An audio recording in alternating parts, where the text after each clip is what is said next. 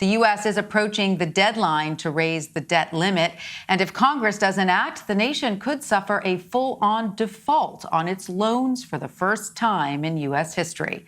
For more on where negotiations stand, I want to bring in Sarah Ewall-Wice. She is a CBS News reporter covering economic policy. Hi, Sarah. Great to see you. So we are just a week from the debt ceiling expiring, and things don't look good. What happens if neither side blinks soon? Hi, Tanya. Well, right now it does look like we're still in the middle of a high-stakes game of chicken.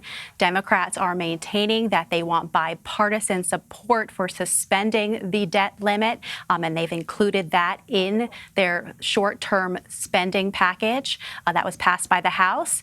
But Republicans are saying that they will absolutely not vote for this. To do so, let this pass, Democrats do need 10 Republican senators, and they simply do not have it. So right now we are barreling towards the U.S. not being able to pay its bills.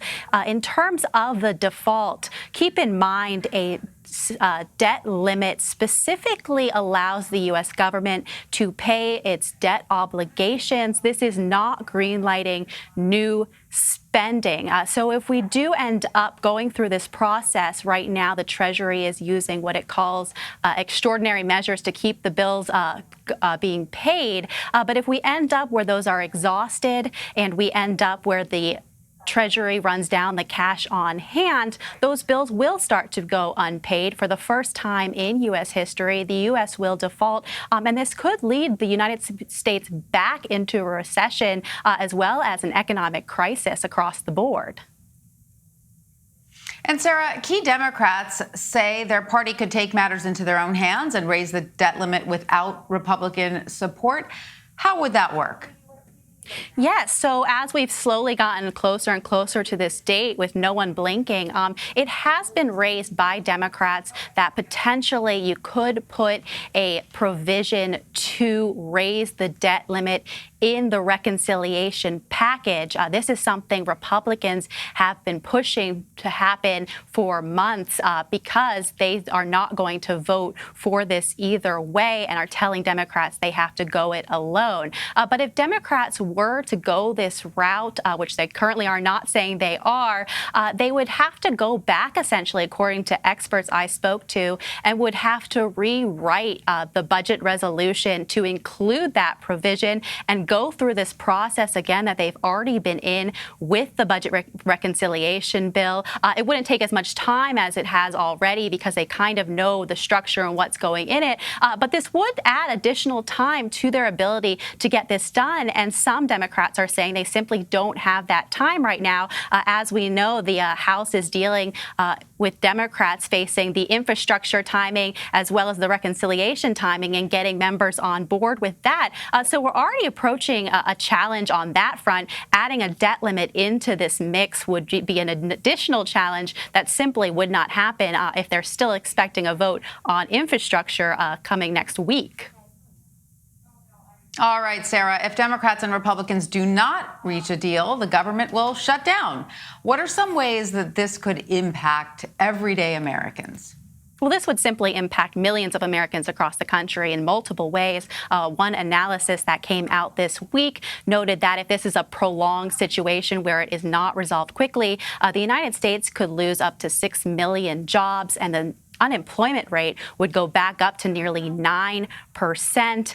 They also mentioned that it would wipe out about a quarter of stock prices. That's about $15 trillion in wealth wiped off the board because of this. But also just day-to-day life would be impacted for many Americans if the United States cannot pay its bills.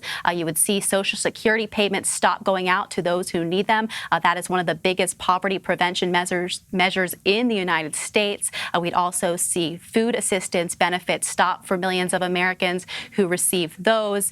The troops would go unpaid. Veterans who receive pensions or some form of compensation would stop receiving that. So this really could affect a lot of different people, a wide range of people across the United States, but in many different ways, still impacting millions. All right, so even if Congress does avoid a government shutdown, what are some of the potential impacts?